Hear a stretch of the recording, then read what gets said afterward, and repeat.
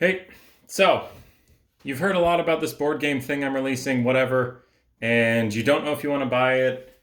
You just want to know a little bit more about it. This is the video for you. We're going to go really quick through it. We're not going to do like a full rundown of how to play the game. We're just the basics to see if you would even be interested in it at all, right?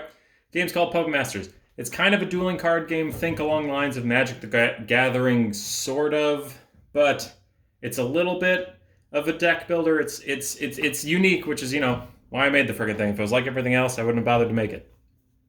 One thing that's initially different is you have a character that you play as. There are 27 of them. You pick them. They have different health amounts, different strings, different initiatives, and a special ability. They are balanced around these things, meaning the person with the best initiative will always go first, but their character probably has lower health or lower strings. What are strings?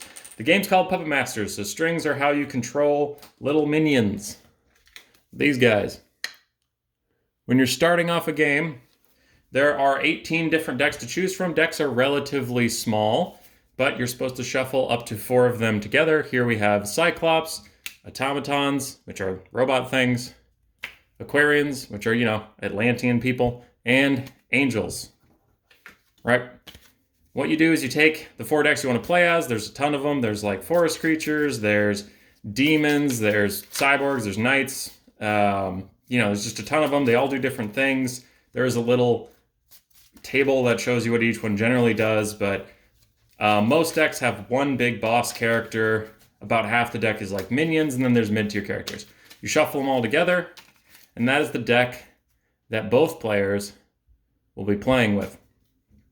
It was thought out to be a balancing mechanic, because personally, dueling card games sometimes annoyed me, where if you didn't get the latest pack or something, you just fell behind on the meta, and you really couldn't play the game much. So this is, if we ever release a new pack or your buddy or someone picks the OP faction, well, it gets shuffled into the same deck as everybody else, and you're both playing with it, so you never get shut out of a game just because you didn't spend money on it, right? Right. Each of these little cards, I'll hold one up, has a string value, meaning that is their cost. That's how much it takes to possess them.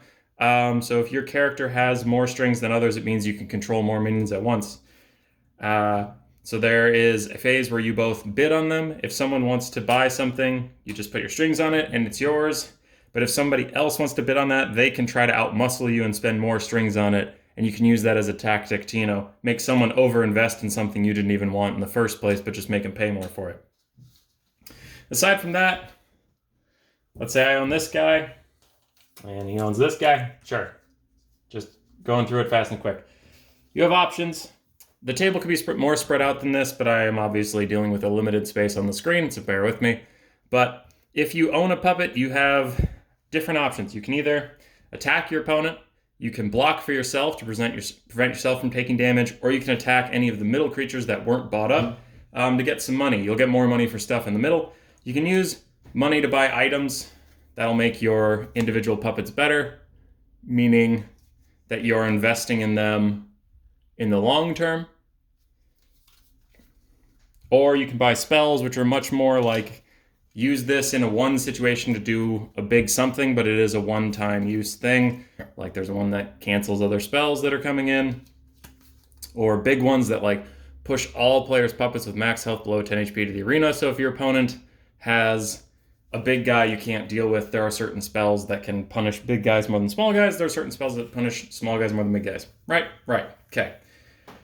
That's about it. You just want to collect gold and either invest in your puppets through items or invest in spells. You can go with, I want 1 million puppets to block for me and die for me. Or you could go with the, I want one really big puppet who's a champion. Each puppet master, the characters you pick, is very different. The health pools range from, I believe, 11 to 50. So there's a lot of very different ways to play the games depending on what character you're playing as. And obviously with 18 decks, 4 per game, there's a lot of combination of decks. You can use a lot of combinations of puppet synergies, those sorts of things. It is a very interactive game. It's, in my opinion, very fun. You can play it 1v1. You could play it 4-person free-for-all. You can play it 2v2. There's lots of iterations, and that's all in the rules and stuff.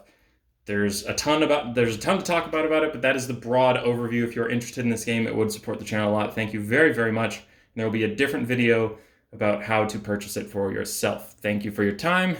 Goodbye.